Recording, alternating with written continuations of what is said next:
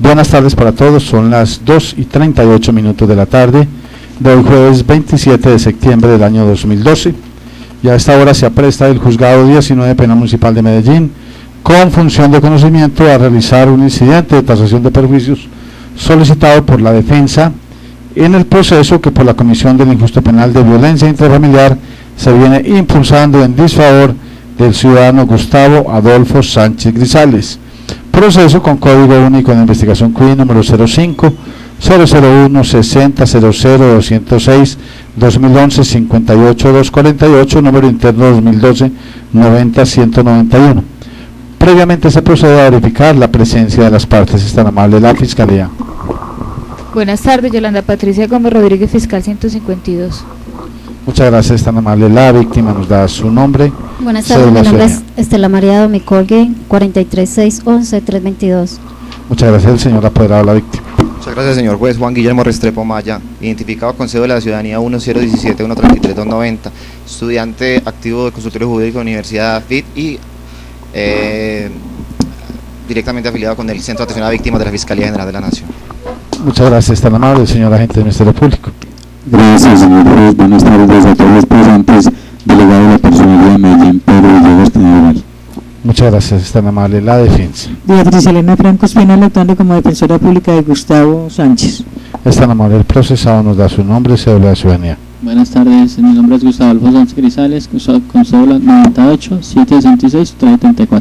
Muchas gracias, así las cosas, se declara formalmente instalada la audiencia. Vamos a dar entonces trámite a la audiencia que solicitara la señora defensora del procesado en audiencia del 12 de julio del año 2012, donde solicitó se tramitara un incidente de tasación de perjuicios, aseverando que su prohijado estaba puesto a cancelar el valor de los perjuicios, que solicitaba igualmente la asignación de un perito. Esta judicatura accedió a realizar el incidente de reparación integral de perjuicios, incidente que bien sabemos no está expresamente consagrado en la ley 906 de 2004, pero que nuestra Corte Suprema de Justicia en el radicado 30.800 del año 2009, de octubre de 2009, manifestó que cuando el procesado quisiera pagar los perjuicios no podía ser una palanquera la oposición de la víctima, si no los quisiera tasar para los beneficios a que hubiera lugar, que en ese caso entonces se acudiría a un incidente de tasación de perjuicios, pero solicitado por el procesado, y que como quiera que esto no está regulado en nuestra legislación civil, en nuestra legislación penal, por el principio de integración consagrado en el artículo 25 del Código de Procedimiento Penal, se acudiría a los demás estatutos civiles, verdad y gracia, que le fueran que fueran compatibles. Como quiera, que entiendo que la solicitud de la defensa es para efectos de la indemnización integral por tratarse de un delito querellable por la época en que ocurrieron los hechos, para dar un inicio a esa indemnización integral del artículo 42. Obviamente también entonces hay que integrar las normas de la ley 600 de 2000. Bien sabemos que hay una coexistencia de dos sistemas que según nuestra Tribunal Superior de Medellín va a durar hasta el año 2049. Ya nuestra Corte Suprema de Justicia ha sido clara que este artículo 42 para ley 906 opera, lo dijo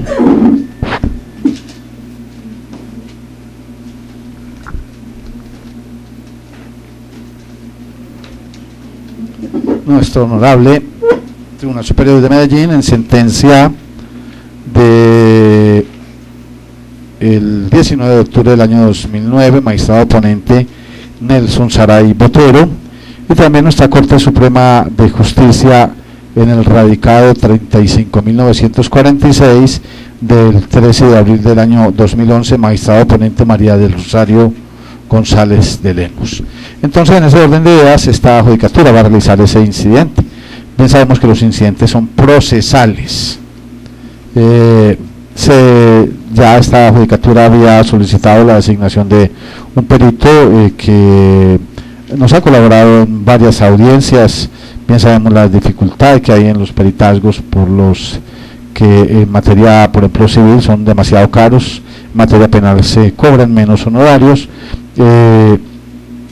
Hay que dar una rotación a los peritos, obviamente, pero también sabemos en este momento que hay 8 juzgados penales municipales, 28 penales del circuito, alrededor de 40 civiles, más los de familia. Entonces no sabemos en este momento cuál es el orden del que le correspondería. Por lo tanto, entonces hacemos abstracción de esa rotación y nombramos al doctor Carlos Roberto Murillo, de quien en la judicatura puede dar fe, que está en la lista de auxiliares de la justicia que tenemos en este despacho, que es la misma del Consejo Superior de la Judicatura. Estando presente el doctor Carlos Roberto Murillo, le solicito primero que nos dé sus nombres y apellidos y luego nos diga si va a aceptar el cargo que le ha sido deferido por la Judicatura para rendir el correspondiente peritazgo. Muy bien, señoría. Mi nombre es Carlos Roberto Murillo González. Cambiamos de... que se ahoga más la voz en ese. Cédula de ciudadanía 70-040-465 Medellín, inscrito en el listado de auxiliares de la justicia por el periodo 2011-2017. Si su señoría aceptó el cargo por fin encomendado en el presente expertise. Bueno, señor perito, como usted ha manifestado que acepta el cargo, se le pregunta si usted jura cumplir con las obligaciones que como perito evaluador le corresponde, en este caso, cumplir con la Constitución y la ley. Lo juro, su señoría. Muchas gracias. Entonces, en esa forma queda legalmente posesionado el perito. A usted se le había enterado ya por la Secretaría de que era para tasar los perjuicios en el caso suyo. Si va a manifestar si usted ya en este momento tiene el dictamen o requiere algún tiempo para ello. No, su señoría, yo ya conocí por la Secretaría el expediente y con los datos aportados en el mismo, con el procedo a tasar los perjuicios. Entonces vamos a hacer lo siguiente. Bien sabemos que los perjuicios materiales son obviamente tasables por el perito, ya los perjuicios morales son del resorte exclusivo del juez, lo ha dicho nuestra Corte Suprema de Justicia en innumerables sentencias y también en la ley. Si ya la defensa, además de los perjuicios materiales, quiere que le tase los morales, lo solicitará expresamente a la Judicatura. Entonces, señor perito, proceda entonces a dar lectura a su, o mejor, lectura no porque estamos en un sistema oral, a exponer su dictamen. Bien, su señoría. Bueno, el dictamen se presentan los siguientes términos. Primero, la señora María Estela Domico Holguín fue víctima por violencia intrafamiliar por hechos ocurridos el 11 de septiembre del 2011 por agresión verbal y física de parte del padre de su hija, señor Gustavo Adolfo Sánchez Grisales. La víctima, señora María Estela Domingo Holguín, fue lesionada y remitida al Instituto de Medicina Legal, en el que se dictaminó una incapacidad médico-legal definitiva de 5 días sin secuelas médico-legales. Con los anteriores criterios se procede a tasar los perjuicios, daño emergente y lucro cesante, así. Por daño emergente, la demandante, señora María Estela Domingo Holguín, debe disponer de gastos a transporte a la Fiscalía, a formular denuncia y su correspondiente apelación, a medicina legal para su reconocimiento. Se tasan estos gastos de transporte en la suma de 40.000 pesos. Por gastos médicos y hospitalarios, la víctima, señora María Estela Domingo Holguín, no ha aportado facturas de medicamentos o analgésicos, por lo tanto no se tasan. El total de gastos médicos y hospitalarios se quedan entonces, por lo tanto, sin tasar. El total del daño emergente sería entonces gastos de transporte 40.000 pesos, gastos médicos y hospitalarios 0, total daño emergente 40.000 pesos. El lucro cesante es el que deja de percibir por salario. En este caso, la víctima, señora María Estela Domingo Holguín, no se conocen sus ingresos reales. El auxiliar de la justicia, en la necesidad de tasar los perjuicios, se tasa con el salario mínimo legal vigente para la época de los hechos. Esto es para el año 2011. El salario mínimo para el año 2011 era 535.600 pesos. El lucro cesante se calcula mediante el algoritmo que ha aprobado el Consejo de Estado, donde en el que consiste que la renta base de liquidación por el 1 más el interés a la N, donde N es el periodo a indemnizar sobre el periodo sobre I, que es el interés técnico legal. El interés técnico legal en este caso es .4867. En este caso el periodo indemnizar es la incapacidad médico-legal determinada por medicina legal, que es de 5 días, más 2 días que se le reconocen a la víctima que utilizó para formular la denuncia y su correspondiente ampliación para un total de 100 días. Por lo tanto, esto arroja un porcentaje de 2.33 meses. La obtención y renta de la renta base de liquidación sería entonces la renta base, que es 535.600 pesos, que es el salario mínimo para la época de los hechos, el año 2011, por un factor prestacional del 25%, donde nos arroja un valor de 669.500 pesos. Aplicando esta renta al algoritmo en el que se tasa el lucro cesante, nos arroja un valor de 156.000 pesos por los 7 días de incapacidad, más los 2 días que utilizó para ampliación de la denuncia y formulación de la misma. Los perjuicios morales. En este caso, los perjuicios morales causados a la víctima por el entorpecimiento de la vida cotidiana es tasado por el señor juez. Es de anotar, señor juez, que en el dictamen del Instituto de Medicina Legal no arrojó secuelas médico-legales. El resumen de daños y perjuicios entonces sería: total daño urgente 40.000 pesos, por lucro cesante 156.000 pesos, para una total tasación de perjuicios de 196.000 pesos. Estando a su disposición, señor juez, para cualquier aclaración o ampliación al presente informe. En lo atinente a los perjuicios materiales, se coloca a disposición de las partes el anterior dictamen por si hay alguna aclaración, adición, ampliación u objeción. Señora fiscal.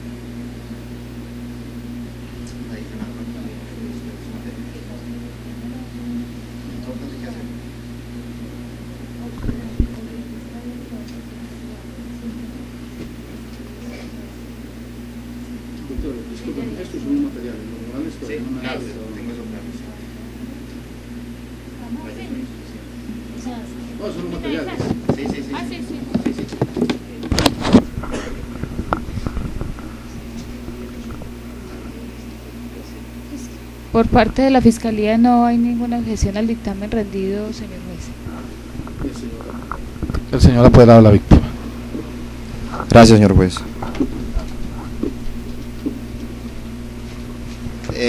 Sobre el punto de la tasación, le suscrito al apoderado de la víctima, me gustaría hacer alusión a 4 puntos sustanciales y uno procesal, 3 puntos sustanciales y uno procesal. Discúlpeme, señora apoderada de la víctima, vamos por partes. Será aclaración, adición, ampliación o objeción. Sin aclaración, sin adición y con una objeción. La objeción, primero aclarar que no está relacionada con la idoneidad del perito. Digamos, no conozco ni de ninguna manera controvierto, digamos, las calidades del perito para elaborar la tasación, por lo que por ese lado no será la oposición. Ciertamente la oposición de la víctima se radica en 3 puntos. Primero, reiterando ante el despacho los derechos de la mujer como derechos humanos. Simplemente reiterar al despacho la Convención Interamericana de Belén do Pará, los artículos 7, sus literales B, C, F y G, que no será necesario citar aquí en el presente. El artículo 42 de la Constitución Nacional. Asimismo, hacer alusión a los derechos prevalentes de la mujer y de la niñez, haciendo alusión que en el caso no solamente se ven afectados los derechos de la víctima, sino que existen unas víctimas indirectas, como son los niños, que en el caso de que el despacho apruebe la dicha tasación, los perjuicios de aquellos menores quedarán en el aire, no serán tasados y no será tenido en cuenta el valor que pudo haberse dado detrimentalmente, patrimonialmente contra estos menores.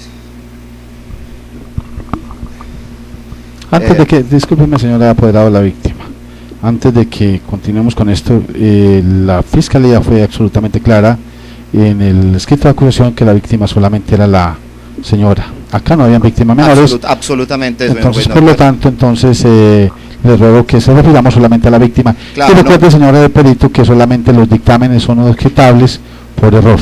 Entonces, díganos en qué consiste el error. El error, considero, señor juez, que en los términos que lo venía presentando, el dictamen no es integral, no considera la indemnización integral, no es integral porque no considera los perjuicios que se causaban a las demás personas, así no sean en este momento víctimas dentro del presente proceso. La Corte ha considerado que si bien dentro de un proceso puede haber una sola víctima, pueden haber una cantidad de víctimas indirectas que si bien no se hace alusión en principio del proceso, pueden verse afectados. Terminando, señor juez, reiterarle que los derechos de la víctima a la verdad material, a la justicia, los avances normativos y jurisprudenciales en reconocimiento y garantía de los derechos de las víctimas son un faro orientador del despacho para tener en cuenta no solo la voluntad de surgir adelante con el proceso de la víctima, sino considerar, de acuerdo a los principios orientadores de la norma, si las víctimas han visto satisfechas sus deseos de verdad material en cuanto a determinar si el porqué de las agresiones físicas o verbales a su compañero. Asimismo, una vez ocasionado el daño, la reparación debe incluir, para ser integral, un enjuiciamiento completo y eficaz de quien ha provocado la afectación al bien jurídico, no solo para satisfacer al sujeto pasivo principal, sino también a aquellas personas que han tenido la mala fortuna de presenciar tan viles actos. En estos términos, reitero que es insuficiente la indemnización, que la materialidad de la indemnización la hace insuficiente porque no considera los otros perjuicios morales, que si bien quien dicta los perjuicios morales es el suscrito, el juez de conocimiento, como no vamos a llegar a una etapa procesal en que el juez pueda manifestarse de eso, consideramos que no se van a tener como satisfechos estos derechos.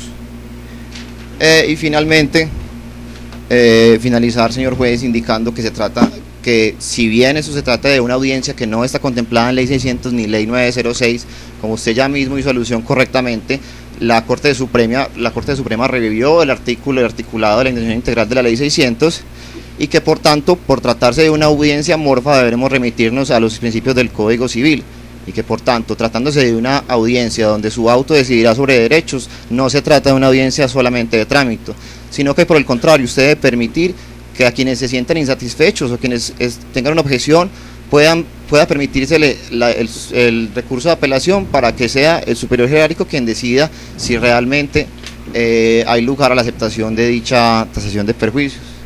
No siendo más y reiterándole, señor juez, que la víctima no se siente satisfecha, no desea esa indemnización y desea haber satisfecho sus deseos de verdad, justicia y reparación según los términos de la Ley 906, 1448 y las demás concordantes. Muchas gracias.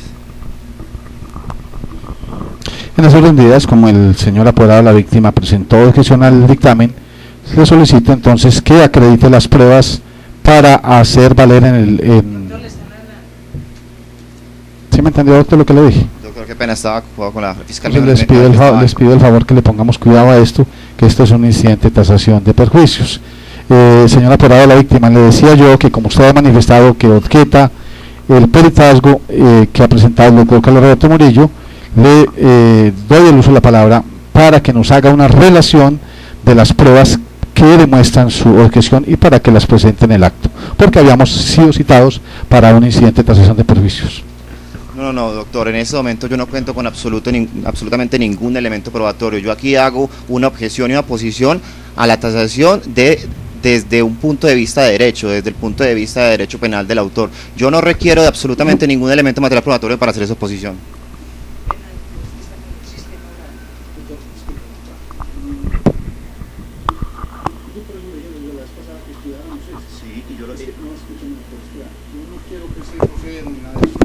Una cosa es la aclaración, otra cosa es la objeción, otra cosa es la impugnación. Acá la objeción es por error grave. Díganos dónde está el error grave y cuáles son las pruebas para usted hacer valer esa objeción. Usted no me ha dicho nada de eso. Doctor, no es una objeción por error. Usted me acaba de decir que es una objeción y las objeciones son por error y el procedimiento civil son por error, doctor. Doctor, entonces si no en esos términos considere que no hay objeción por error y que yo me pongo con los mismos términos, si es necesario lo reitero. Pero, doctor, dígame si esa aclaración es lo mismo que le dije ahora, vuelvo y lo repito, doctor. Mire, si es aclaración, si es adición, si es ampliación o si es objeción. Es que son 4 cosas muy diferentes y usted indistintamente me está dando una sola, que lo estoy viendo por fuera de audio. Yo le estoy objetando el peritazo. Por error grave. Dígame cuál es el error grave, en qué consistió el error grave del perito. No, el error grave del perito fue no haber considerado los demás, o sea, no haber tasado una inclusión integral en su es que no la puede tasar, doctor, sino solamente en cuanto a materiales. Entonces, los morales todavía no los ha tasado porque los morales son del resorte mío. Sí, pero es que entiéndame que es que cualquiera sea los términos en que presente la tasación, yo te tengo que poner a ella. Procesalmente así es la cosa. Doctor, ¿qué hacemos con esto? Doctor, eso. No, espere, vamos a hacerlo con nuevo, ¿verdad? Sí, es que yo, sí, pero yo no estoy haciendo relación. Tan es así que yo no tengo ninguna ética administrativa identificada. Mira, yo siempre pongo víctimas indirectas como civiles menores. Doctora, si usted considera que no hay absolutamente ningún fundamento para mi objeto, usted simplemente lo deniega, sirva decidir y yo me presento el recurso que sea del caso y no molestamos. Doctor, es que la objeción no tiene ningún recurso. Doctor, esto es una audiencia. Donde estamos en un juicio oral. Sí, exactamente, donde se va a proferir un auto. Los términos son distintos a la ley 600. Doctora, dígame entonces citar cuál es el artículo. ¿Pero cuál auto, doctor? Ley 600, estamos en 906. Sí, señora. En 906 no hay autos. Él tiene que decidir. Esa decisión de él es un auto. Toda decisión de los jueces es un auto. Es o un auto o es una sentencia. Desde que no vengamos tampoco preparados. No, doctora, no. Excúseme, por favor, pero yo no. Excúseme, pero usted está equivocada. Yo tengo claridad en cuál es el tema. Lo que usted está planteando, doctor, tiene total desconocimiento. No, doctora, yo he verificado esto, no solamente sé que yo no vengo a inventar. Yo tengo un asesor y tengo otras personas de la universidad muy calificadas. Está faltando mucho. No, está absolutamente usted equivocada. Que no se vaya a decir que porque soy un estudiante entonces hay una falta de competencia. Yo creo que es un argumento totalmente falaz. No estoy hablando de eso, pero el estudiante también tiene que prepararse para un juicio oral. Esos son los términos de los que yo los comprendo. Si la desarrollación jurídica algo es distinta, es por el fallar. Yo estoy diciendo que para esta clase de diligencias tiene que venirse preparado y consciente de lo que está haciendo. Vamos a decretar un recesito, señor Rea. Listo, doctora, pues, muchas gracias por la clase. Doctor, entonces démosle. ¿Qué más vamos a poder hacer, doctor? Acéptelo, yo simplemente apelo, yo no estoy poniendo el problema.